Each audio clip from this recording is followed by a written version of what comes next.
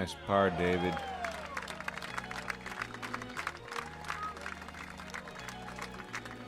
The magic cart path.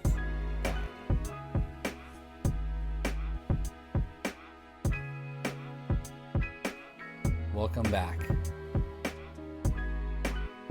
A show like any other. Yet also unlike any other. Golf, music, skateboarding. There's none. Makes sense. Zach Maloche here, Ryan Westfall. Hi. In a time of quarantine, a time of pandemic, we're still here for you. Cue time. That's my cue. We've also realized that we have so many amazing conversations before we even walk in here. Yeah, I know. We got to stop doing that. We should cease communications until the microphone is on. I try every time. It's so hard. Since transparency is something that we preach, we're gonna let the fans know that you miss the best content, which is when we first get here and we talk about how we're gonna do the show and provide the content in its pure natural form. We're gonna try that. We're gonna have everything ready. We're gonna not talk. We're just gonna turn it on and go. Sometimes we do it better than other times. I'll give us that. Yeah. Take it easy, Paul Walker. That's the neighbor. Jeez Louise. He's a real winner, that guy. 2 F and F. Man, we got a lot to talk about, bro. We actually do, man. We do. We got big week in golf last week. Yeah. This week, big week for you golfing. There were certain things that were big. We'll talk about it. We got Tom Brady throwing golf clubs, by the way. Did you hear about that? No. That's good. I like that. Bring him back to earth. Yeah, we got stuff. We got some stuff. Should we start off with our top of the order? Yeah, man. The vinyl of the week. Yeah, the vinyl of the week, dude. Yeah, let's do it, man. The vow. The vinyl of the week. Oh, I love it. So last week was bring it down. Burning. Let's bring down the Whalers. By the Whalers. What we got, man? The sheriff has been shot. Here, bring it down. Let's retire that. We'll put it at the back. Man, I'm starting to like this. We'll see, man.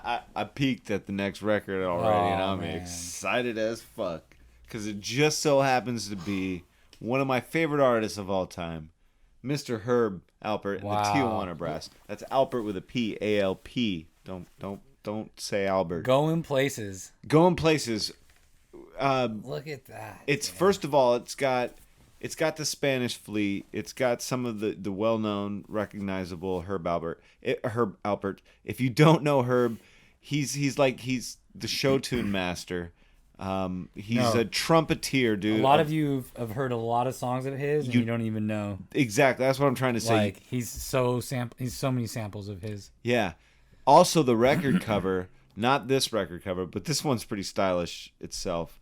But the most notable one is the woman who's covered in whipped cream head to toe, and naked. The naked, beautiful woman covered in nothing but whipped cream. It's a very tantalizing photo. But Herb, dude. All of his album covers are pretty amazing. Not to mention, I love blowing people's minds with a very, very famous, not so famous song originally from Herb, one of the newer ones. And I'm not good with names, so forgive me. But you know what it is because it was sampled by one of the most famous hip-hop artists of all times and one of the most famous hip-hop songs of all times. Yeah. And, yeah, God. I just gotta leave by Biggie. Yeah. I just gotta leave it there. Anybody who wants to know the details of this, just take it offline. But yeah, it's beautiful, man. And Zorba the Greek, dude, the famous Zorba the Greek. That's a good one. Zorba the Greek is the classic Greek song that everybody knows when you're at a Greek restaurant or fucking whatever, or it's a famous Greek scene in a movie. But Herb covers it beautifully, so there's that. Yeah. That's a good record, man. Everyone needs to check that one out. Shit, man. So you did some golfing this week, huh? I did some golfing. Man, you want to talk about it, or is bro. it? What? You gotta tell the people, man. Yeah, I do. At least you've been able to enjoy the activity. A lot of people still haven't golfed. Yeah. Judging by the tee time we tried to book, a lot of people are trying to golf. Holy crap, man! Shit's crazy. And Kind of and this is Los Lagos. And you know, this is going to be a backhanded shout out to Los Lagos because we actually tried to play somewhere else, but Los Lagos was the only tee time left, so we caught one at 327, and we did finish. By the way, spoiler alert: we did finish at 327, barely. The guy actually drove up to me as I'm hitting one of my last shots on 18, and said, "Hey man, golf course is closed," like right before I'm about to hit like a dickhead. But we finished. I started off hot, man. I'm not gonna lie. After 12 holes, I was 2 over, so I was firing, 1 over on the front 9, firing, and then I had a tin cup moment, bro. A mini tin cup. It started with a mini tin cup. I was playing with my opponent, my partner Timmy. Come on, Tim.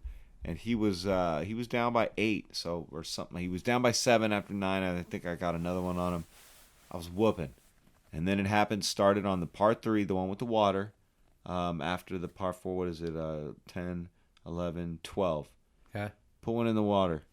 Bad swing. I really wasn't swinging that bad all day, so it was kind of like okay. Set up another one. Put it in the water. I'm like, oh my god. But I answered. Put my third one on the green and at least made a 1 putt for like a triple, a birdie triple, after 2 balls in the drink.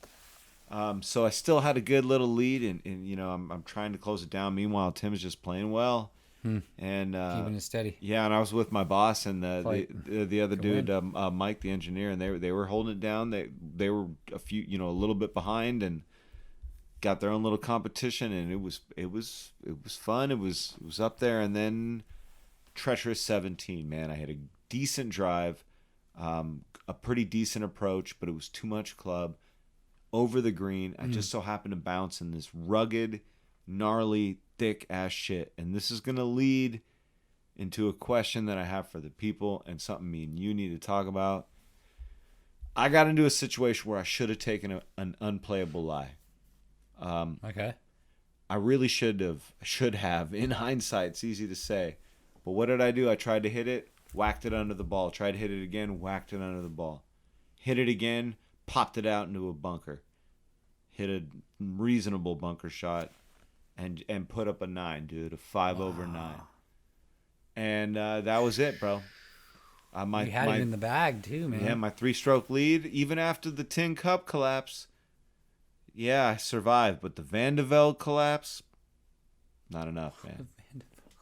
It was a Vandevelde. There's no other. I mean, yeah, no, that makes perfect sense. Actually, it wasn't even. That's not even fair to me. Vandevelde hit some pretty shitty shots. I hit a good drive and a good shot. Just chose the wrong club, and then had this. But this is the thing, man. Have you ever taken an unplayable because you knew that it was just too difficult to get out of, or have you, much like myself, tried to go for it every fucking time? Ooh, well. Well, first, you bring up a good point. Most amateurs do what you just said. Yeah. We tend to just whatever play as it lies, right? That's the rule, right? So, I would say no. There's the occasional when we're all playing together. Hey, there's a freaking utility box in front of you. You don't really need to hit that. Well, I mean, or hit into that, move it, but. Amongst myself, yeah, I've taken an unplayable, but that's it. I've never taken an unplayable like knowing that it was the right thing to do. I've done it after hitting a bad shot and then realizing, oh shit, this is too bad, and then taking it, which is even, insult to injury. There has to be a time, and I think this was a valuable lesson because it cost me the game.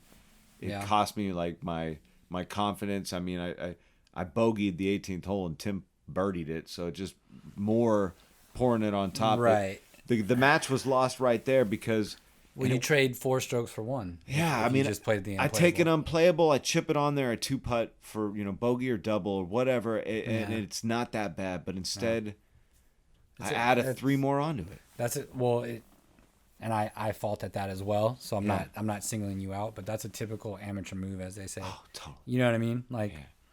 And even Tim was like, man, I didn't deserve to win like that. And I was like, I know. I mean, even though he closed hard, hey man, it's hard. But it was like a Tom Watson, Stuart Singh thing because like it's not like You know, but it was like I had it. It's not the way you want to go by having something like, Hey, know, shout just out choking. to Dustin Johnson and Jordan Spieth, U.S. Open. You know what I mean? Yeah, Shouldn't have won like exactly. that. That's how, you know, fuck it. Some people, yeah, no. You won. You had Doesn't him it up. doesn't feel good to win like that, and it definitely doesn't feel good to lose like that. But it, you know, hopefully the next time, because here's what we're talking about. I've hit good shots out of situations that I think some people would not ever be able to, or would, you know, struggle more. And you just sometimes you pull it together and you just make a miracle shot and it feels great. And obviously that's what I was hoping would happen. Yeah. And once I swiped it through and realized, holy shit, this is really bad, that's when my ego got the better of me and went, all right, don't take an unplayable. Now you can do this. See, Muscle that's up, where, pussy. yeah. That's when I got my brain gotten in the way and I really fucked up. Yeah. It's hard to take an unplayable after hitting a bad try, but you should. Well, you know, there's a theory of, you know, I golfed with this Asian fella. He's a beautiful man, but I coined him Racist Jimmy. Oh yeah. Yeah, he was a older fella. Yeah. Bless his soul. Hopefully he's doing okay. But yeah, He was just racist against everybody, dude, Yeah. just everything. Like he started talking to me about politics. What Like, was he? Japanese? Do you know? Chinese? Yeah. man, I don't know. That's just like, yeah. I want to say a Japanese guy. What a great maybe. nickname, Racist Jimmy. Racist Jimmy. But it was just interesting. Anyway, we can talk about Racist Jimmy all day. But he made an interesting point, and it kind of goes back to why I putted the other day when Tim said I should have chipped it. Yeah. First of all, I could probably definitely vouch for this. Don't talk to me about chipping, like anybody. Yeah. Don't talk to me about chipping. Yeah. You know. Secondly, the odds of me chipping that particular shot close at any rate was impossible. The lie I had, so I had to putt. Yeah. Right. But in regards to Racist Jimmy, he was like, there were some chip shots that I took that I'm comfortable with, so it's fine for me. But he was like, if you would have putted those, your chances of scoring way better are higher than you. And we're talking off the fringe. Yeah. But sometimes when I'm off the fringe, not even off the fringe, like on the front of the green, and I got a hill, I'm going to chip it because I want to play that hill a little more than try to putt up a hill. So it just depends on the scenario. Yeah. But if you're just off, you might as well putt, because if you chip, the ratio of you, and in my case, on the other hole that I'm talking about, I was downhill on a divot like this, trying to chip down into a green. And I had a 10-yard, Ultimately, 10-yard range. it comes down to Less. what the best geometric attack angle is Right. for that particular lie and that angle. And honestly, there's always probably a mathematically or scientifically proven better option or best option. But then it comes down a lot to what you're more comfortable with. And There's that too. I got to say this, man. The Texas wedge gets a lot of shit for being like the easier approach. Yeah. And it very well may be. It most likely is for the, you know, less mechanics going through. But it still requires a hell of a lot of touch to be able to execute it to where it's not a disaster. Because when you try to putt a ball from a, like off the green or even out of the rough, and you know, you should maybe chip it, but you decide to putt it and it's a disaster, that hurts. That hurts. Yeah, but you still have to be decent at the Texas wedge in order to even be able to like make it sense or worthwhile to use, you know? Well, I would say for most people though, the ratio is just the same. Whatever you do, right? Like maybe not so much you and maybe not so much me in some aspects, but you do have to adapt. And there's some guys that would do that don't necessarily need to do that have good short game, and it's like you're plaguing yourself. So Yeah. there is that, right? So you can't just I can't just necessarily say like, well, one's the weaker of the two, you know, or whatever. I don't know about you, but I'd say at least once around I make the wrong decision versus a putt or a chip. Like not in general, yeah, a lot of wrong decisions, but I mean just as far as, man, I should have putted that or I should have chipped that. I'll say that at least one time in every round. Yeah. Well, you know, golf is life, right? Like, so, I mean, I make tons of bad decisions all the time. Yeah. Just like on the golf course. But no, but I totally understand what you're saying. And the unplayable was probably a smart move, man. I mean, It's But hard. what are you gonna do? You're playing with friends. You probably could have got away with it, so there would have been no judgment. I would have let you. I would have said, "Fuck yeah, dude." No, man. That was the You know what one. I That mean? was the type of thing where it was nothing man-made. It was just the way the course was designed. There just happened to be. Oh, then you have to hit it. I had to hit it. You I have had to to. hit it. I mean, So yeah, then there's nothing about it then. I should have just. It's just. The lesson is if I get in that again, I'm gonna look at it, really look at that, lie if it's that bad, and say, But if really- I have, because it was so convenient to go 2 clubs out, no closer to the hole, and drop it on a perfect grass where I had an easy chip. That's what made it sting more after I looked at it. And What went, made it unplayable? oh, dude, it was. You explain it to me. You know Because- that like seriously like 15-inch long reed grass where it's super thick, Yeah. heavy coarse Yeah. reed grass. Yeah. So it was They that just come up out of nowhere. big next to old a sewer pile. Drain. Yeah. They no, like it was right past the 17th hole, right before the 18 tee box at Lagos, and there's just this big old patch that they actually put in there, and they purposely put that super thick, ridiculous yeah, so the ball shit. doesn't get out. Yeah. Oh, it definitely is a deterrent from going long. Yeah. and I went long. Yeah. And I was in it, and like honestly, the club, as soon as the grass touched it, the club just got grabbed. That's not unplayable then. No, it's unplayable. Like No, that's not unplayable though. I don't. What do you mean? I particularly don't think. what I'm like- saying is that if you try to hit that, you're gonna fail. Like literally, Right, but that doesn't. 19 times out of 20. Right, but that doesn't dictate an unplayable. Yeah, it exactly does. I don't. I'm It's just. an unplayable is when you determine that you can't hit that shot. If you have the opportunity to drop it Right. with 2 club lengths, you take the unplayable. You have 3 yeah, options. yeah. You I'm not either- going to deny that you have that option, but I think that the option determines what object you're trying to determine what is making it unplayable. If you're in grass, I don't think that that's not unplayable. I think you have the option to do it. That's all we're saying. That's all. We're Right. saying. Yeah. But in theory, I think that's silly because it's in grass, so which would make the actual legit rule probably not an unplayable, like a legit unplayable. I think in a tournament, I don't think that's legit.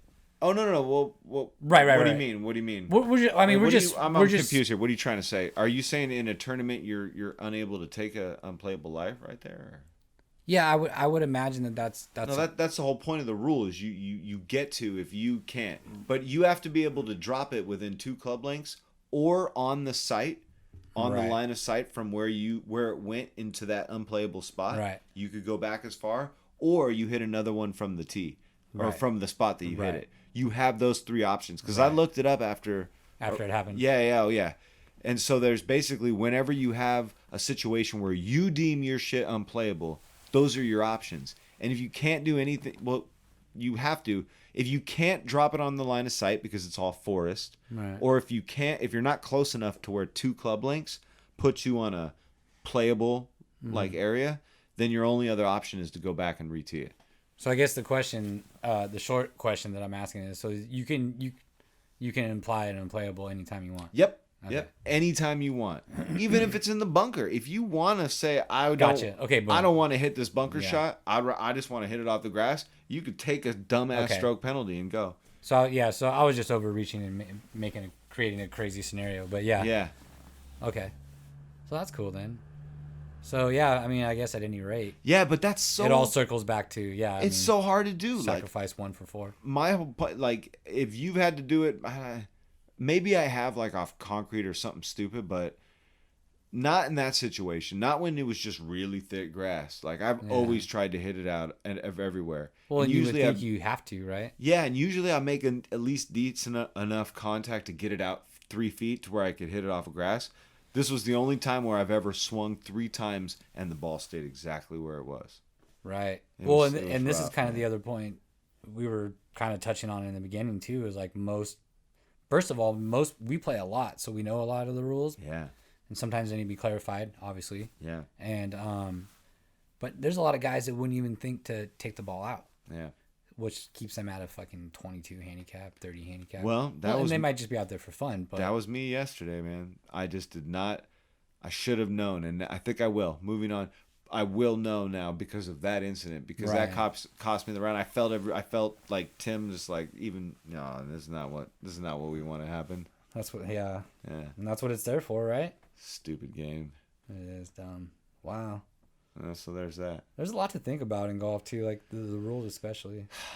Which, as I was telling you before we started, like I really don't care anymore. Well, at least right now, like I'm just having fun. Obviously, I pay attention to the rules, but I'm just out there having fun right now. I can tell by that amazing shirt. Thanks, man. It's glorious. I wish I was quarantined in Hawaii right now. Oh, I'm not man. gonna lie. This is actually from the beautiful island of Honolulu. It actually makes me feel a little bit more peaceful just because you have a Hawaiian shirt on. It serves its purpose very well. It's good vibes right now. Yeah. Man. It's a good week. We got. Do you want to hear this? Wait, where, dude? I got the stellar. I'm just gonna rifle this off. This is the stellar birthday list of today, Okay. which includes 0 golfers. Of course. But it's gnarly. First of all, we got Laurence Olivier. I mean, the great actor, one of the greatest of all times. Then we got Novak Djokovic, the Joker, tennis great, multiple major winner, best tennis player, one of. Arthur Conan Doyle, the writer, British writer, yeah. Naomi Campbell, the model, and fucking Harvey Milk, the politician, the first openly gay politician. What a motley crew that is. And that's all I got there, man. I tried to look up some cool shit on today's date. Ain't nothing. That's some jambalaya right there for sure. Jambalaya. That was loud. Yeah. Sorry about that. Yeah. It's for the people. Yeah. Slam. Mic drop. What you got? I don't know, man. I'm really just pumped on the golf we get to watch this weekend. Memorial Day weekend. We get to watch a little bit of golf. We get to see some heavyweights. Yeah. Not that DJ and them weren't heavyweights, but this is going to be good, dude. It's Tiger. Tiger, Phil. The banter is going to be great with those two. Yeah. And I think dude. these guys are under a lot of pressure to talk shit. Oh yeah, they always are. The last one was so fucking forced. Yep, they've been trolling. They've been talking shit on Zooms. Yeah. So they set the precedent. They have to give the people what they want and talk a lot of smack for this round. They were out there practicing today. Yeah, they all posted a picture. Yeah, I saw some footage of Tiger talking shit about Peyton Manning's neck. Yeah, both of them, both of his necks. And it's funny too. They were breaking down some old ass footage of him too. His golf swing is actually a lot nicer than the one they broke down. Here's my question, man. How much?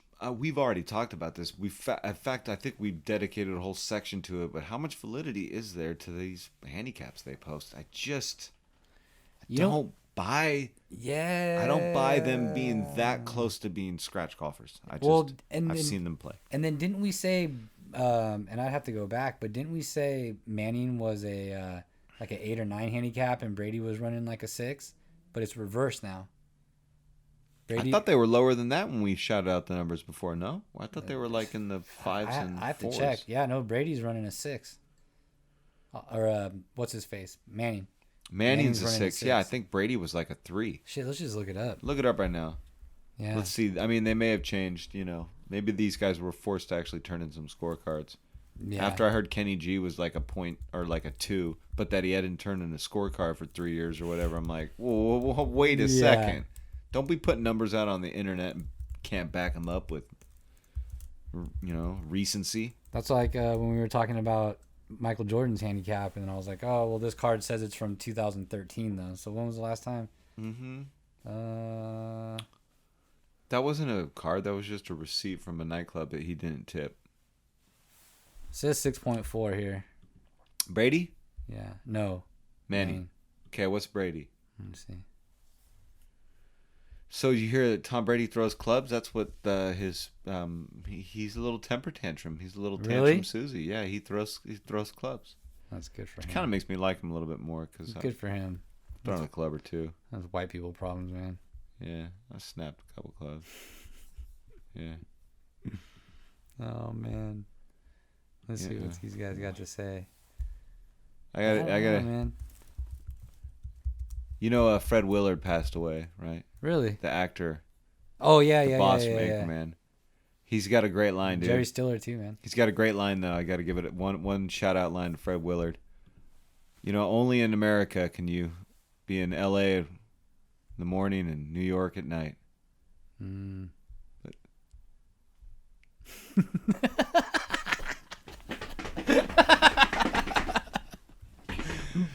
Ah, it's such a great one, bro. Oh man. Yeah. Yeah. He also got this one. He also got this one. So, met a blind prostitute. I gotta say, I really had to hand it to her.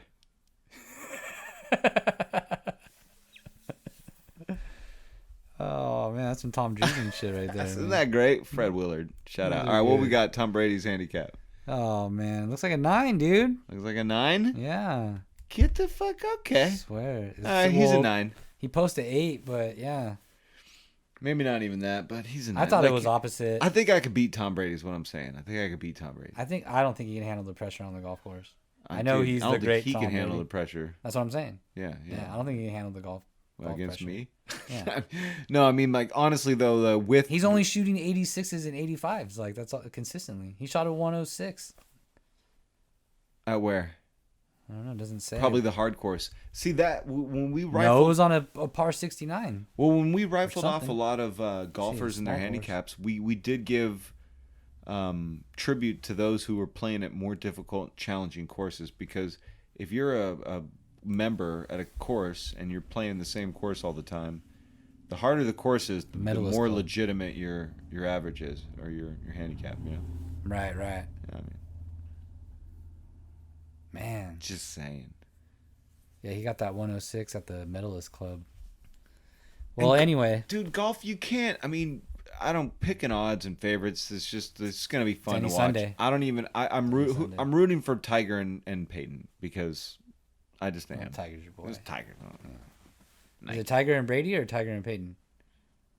Tiger and Peyton. Is it? Yeah. Huh. Phil and Tom. That's Phil and interesting. Tom. Do, do, do. Well, shit, man. Should we? Well, we're coming up on the turn right here. I wanted to get into something, but we're coming on the turn. I don't want to get into it and then have to throttle back. You know. Oh yeah, have we got the commercial cracking yet, or we just still have phantom turns? Phantom turn, dude. Phantom turn. Phantom cooldown. You know. Phantom turns. Whenever they want to return my emails, we'll talk. You know what I mean? Yeah. I like your hat. I like your fit. Oh, thanks, bro. You told me I look like Christian Slater. Best compliment ever. Brian from Gleaming the Cube right here. Look at him. Look at those Hey, pants. if they do, I'll see to it they put your picture on a 6-pack of Bud. Yabo. Man. Dude, there's a meme of Yabo doing the little full pipe he's Yes. got. It's just a meme of that going back and forth, back and forth. Man. Can I have that as my Words with Friends avatar? You know what I never understood is how does he get that big old wheel through the belt buckle, man? I don't know. Remember when he Just climbs up that thing? dopest I used to try to room. do that. I couldn't do it. Dopest room. You got to have really big belt buckles. Like, you got I to. guess I wasn't 80s enough. Nah, bro. Those fools were wearing thrift store shit too, man. Accessorizing was. See, this is the thing about why pro skaters are the best, man. Or skaters in general, the little subculture, little community, counter community, whatever. They set fashion trends like none other. That's true. Like no other group. I mean, countless Or bring a trend back. hordes of thousands and millions, literally millions of teenagers, for some reason gravitate towards the styles that skaters organically create, and then they become fucking insanely mainstream. Like Vans shoes and like the with the little stripe, and then Thrasher gear and all that. I'm wearing Thrasher sweats right now. I worked there and I skated since I was like 4 years old. I could do that. Yeah. But everybody else, I mean, like, And you work there. it's crazy, man. Like styles, that's just my own little spurt before the turn comes up. But Yeah. people respect the skate styles without even giving it the proper homage and respect. They imitate Yeah. and looks good. Yeah. Now you got little 14-year-old girls wearing Thrasher gear all over the mall, and it's just like, It reflects in you golf, can't too. switch foot. Yeah. Yeah. Sorry. Yeah, the thing, well, snitch culture, the whole nine. Whatever. It's culture. You know. Shout out V5. Snitch squad. Snitch All squad. right. Well, let's hit the turn here, all do right? it. Well, regardless, I am pretty pumped for this weekend's match, though. Yeah. If they could somehow keep pulling this off every weekend where there's some sort of something, that'd be great. Or at least once a month. Well, That'd be awesome. We got Colonial in a couple weeks. After this ends, there'll be a little bit of a break, and then there'll be Colonial will be back. Are we finally going to be on a schedule? Like, yeah, I think so. I think wow. it'll start in Texas with this event, and you got people sounding off. You got who was it? Lee Westwood saying it's not worth it. You got Adam Scott saying he's not going to be traveling yet. It's just a little bit too soon, which is interesting to see this. It's true. I mean, and they both bring up valid points. It's just it's not that tight. The rules that they're starting to implement are developing, and it's really difficult to say, here's a set date for this, and we're still figuring out how it's all going to work. Like yeah. I mean, this is It's pretty chaotic still. This is a life and death situation. So I mean, technically, it's rare, albeit it's very rare. Like, we're still trying to exercise our daily lives as close as we possibly can, but we're wearing masks everywhere. The world has changed. We all are trying to deal with it. But I mean, you know what? Like, I got a mask right here, right in my back pocket. Anytime I need it. Yeah, I got 3. Two Grateful Dead and a couple homemade. You got 2 Grateful Dead? Which ones do you have? I got look at this, bro. I'll show you right now. I like this one. This one actually matches my shirt a little bit. Well, that's nice right there. I like this one. And then I have the neck ones I got from my work. Look at this right here. They go up like this. Dancing Bears.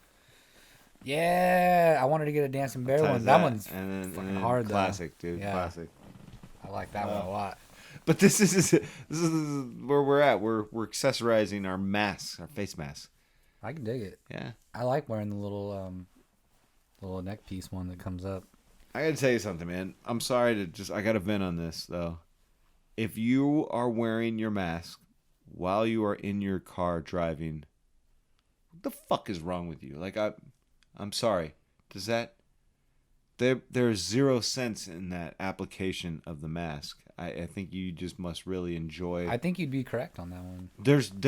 You're in an enclosed area. You're by yourself With your windows rolled up. You're by yourself. You're by yourself. I mean, that's all you have to say. It's you. If I see 4 people in a vehicle and they're all 4 wearing masks, then I'm like, okay, logic tells me that this is some group that is forced to have to travel somewhere. They're following the guidelines, precautionary, doing the right thing. Even 2 people in a car, even 2 people wearing masks, it's like, that makes sense. When I see somebody solo wearing a mask, I'm like, I think the irony. What do you think? I think the irony behind it all is these don't even really do anything. well, I mean, if someone sneezed in my face right now, I would definitely still get sick. well, you could, but no. You like the masks do the most to help. It's great that it's that simple actually to just wear a mask because all these studies. You see the study the other day that like they upgraded how dangerous it was from surface to surface. It is now scientifically proven that it's 10 times as bad as they thought it was from surface to surface. That's good for them. It dies on surfaces, so it's good for golf too. I think regular holes are going to come back real soon. I saw a picture of a baseball game from like 19 something after the Spanish flu, And they were masks. and the whole crowd had masks on. There you go. Well, because that's the number one And way. they were not social distancing either. They were closer than we are. From air to air, bro, that's where it's bad. If it's me to you and one of us has it and it goes from you and it floats in the air and it gets to me, it hasn't touched any surfaces. It's in its purest, most strongest form. It can go in the eyes, right? Because there's tear ducts. But come on, man. That's like Star Wars fucking shit. Like shooting the ball in the little thing and blowing up the Death Star. It's most likely not going to happen. So that's why masks are important. Get it. But in a car, dumb. Stupid. One time I was golfing with my buddy's dad. Rest in peace, Aunt. I was golfing with his dad, Arnie. And I reached down to get something like this, right? And he ducked down and sneezed at the same time. And I felt it like go up my nose and inhale it, right? And I was like, oh my God. Bro, I woke up in the middle of the night that night and was throwing up and like had an instant flu like the next day. Gross. Yeah, dude. It was terrible, man. Terrible. It was crazy. Can I told this story yesterday because we were, The story I told the other day about the arrow, and then when you told the story about the putter in the heart. Oh, the impaling, dude. I had to share the juicer story because Yeah. It's getting on me, man. Because the juicer story is my favorite 10,000 Ways to Die whatever story that I've ever heard. I love how they designed the story because they prefaced it by the build up. It's all about the build up. This guy decides he's gonna start juicing to get healthy. So he starts juicing, but he takes it too far, and the dude literally stops eating solid foods and tries to sustain this one. on purely talk about just this juice. last time? Oh, I've talked about this a few times. It's one of my favorite stories I've ever heard. It's tremendous. And so he keeps juicing. He's just like juicing vegetables and fruits, but nothing solid. Going hard. So his doctor eventually tells him, like, hey, man, this is extremely bad for you. Like, it's good that you're trying to do something healthy, but you need to eat solid foods. Your body cannot, like, sustain on just, you're going like, crazy. on just juice. Like, you're missing vital nutrients. They show him in the show all like, He told him, he's like, you will die if you continue to juice. And the guy continues to juice. And in a freak accident, because it wasn't, like, screwed on tight, or something happened. There was like a defect. It was a defect, but the juicer broke and it busted, shattered pieces. It exploded or It something. exploded, and a piece of the juicer fucking stabbed him in the neck and killed him. Yeah. His doctor told him, if you keep juicing, you'll die. He didn't listen. He juiced. The juicer killed him. Bam. Wow. Isn't that brilliant? Yeah, I remember seeing that one, man. That one's up there, man. I mean, I think about that shit, dude. Like, sometimes too, when I'm man. doing stuff, I'm like, all right, what's the ratio here of me actually surviving this, you know? Yeah. Whatever it may be, you know? Well, there's it's like some Final Destination. Like, I mean, same with the mini putt guy. You know what I mean? Like, wow, really? Like that? he survived a train accident at some point, and like That was it. they pulled his number at the mini golf course, bro. That's it. I think the anger got the best of him on that one. Man, speaking of mini putt, kind of a power of the pod. I was going to save this for off the pod, so I'll keep it light because I was going to do a lot of bashing. But I like it so far. Yeah, Holy Moly Okay. is doing a season 2. Okay. It's coming up real quick here. Okay. The featured guest on there is Stephanie Gerby, Get out of here. I thought the best waggle in the game. you told me she doesn't really have much personality though. Ah, see, now you threw me on the bus. She's a local gal too, man. You said it on one of these episodes. So. Did I say that? Oh, I think so. I told you that in private the other day. But Oh, you did? Yeah. Fuck. So, well, now that we've opened Pandora's box, let me dive into this a little bit. No, she's good. I just My bad. If she's just getting started, I feel terrible actually because that's harsh criticism. well, I will say this. First of all, shout out to her, local girl. Yeah. Getting on a national. I mean, she's known for her golf. She's known for her Instagram. She's known for her waggle. She does have an amazing waggle. Waggle. But, and I'm not even. And my problem with her is not her being on the show. This is awesome. I'm going to watch it. It actually makes. It's cool because it's somebody I bump into at the driving range. Not that I talk to her. She shouts out, what's it called? TPC Stonebray all the time, huh? I think that's her home course. Hey, what's the deal with that course? Can we actually go play that course? Yeah. Can we really? I thought that, so it's not private. It's I don't fully think public. it's private. Yeah, I think it's Is public. it just loot? Is it just like over 200 or is it I don't know. I've never reasonable? looked into it. Okay. I know you can be. To me, it's the Boulder Ridge of San Mateo area. You know what I mean? Where do we want to be a go member the there. next time we want to do a special golf something? Because I mean, now that it's getting regular again, we should do something. We got to hit up Gilbert. We got to hit up Gilbert. We got to meet him halfway somewhere. I'm down to do something next week, possibly if it's somewhere local during the week. I think my boss might be okay with me fucking bouncing out. I don't know. Seems like he's chill with that. I want to go high up on Apple Mountain, dude. Dude, Apple Can we Mountain go would be back to cool. Apple Mountain? There's some spots out in Sacramento that you don't know about that I know about that are amazing. That's what I'm saying, and he knows about some. I mean, there's courses. Yeah, me and him were talking. We both were talking about this course. I think it's called like Hagen Oaks or something like that. All we got to do is we it's got an beautiful. hour. We drive an hour. He drives an hour. We meet up at a fucking. There's plenty. There's plenty along the way. Yeah. Yeah, I don't know, man. We gotta do it. We got to make a trek out there though, and they've been open this whole time, so they've been golfing pretty religiously out there in Sacramento and all that stuff.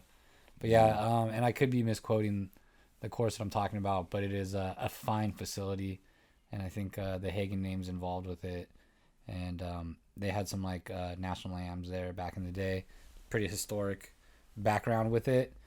But yeah, it's nestled back there near what's it? Citrus Heights. Oh, let's go, man. Out in Sacramento area. So yeah, Down. I'm with it. We Play it all. I know, man. Well, shit. Yeah, I can't Let's wait get for the outta next here. show. Yeah, definitely. Let's get do outta this. here. Next show, we'll have the the match highlights and Yeah. all that good stuff. We might What's have up, to man? tone it back just a little bit, just because I got busyness over the next. So I don't know. Yeah, we might be revamping the schedule. Yeah. A number of reasons why. Also, Yeah. our schedule is about to get really busy, so Yeah. you all probably won't really notice, but for us, we'll be recording less times, but it'll free up video time, some vlogging episodes, and this and that. So it'll all be good. All the content will be coming out. Speaking of which, We're still on our quest to a hundo, man. We're still gonna Yeah. hit that hundo. oh, the podcast is fine. Yeah. We're Yeah. steady going. Right. Don't forget to like and subscribe to YouTube, though, Yeah. for sure. Yeah. Shout out to Anchor.fm for all the wonderful work that they do. This would not be possible without them. We did. Oh, that's what we did. All the international listeners, thank you for all the love and support, all the supporters. Thank you, But, Shamans. And the bank account's looking nice. Everything's looking nice, everybody. Thank you so much. It's glorious. I hope we get out this week. I hope everybody else gets out. And if you do, remember, head down. Good vibes. Toodles.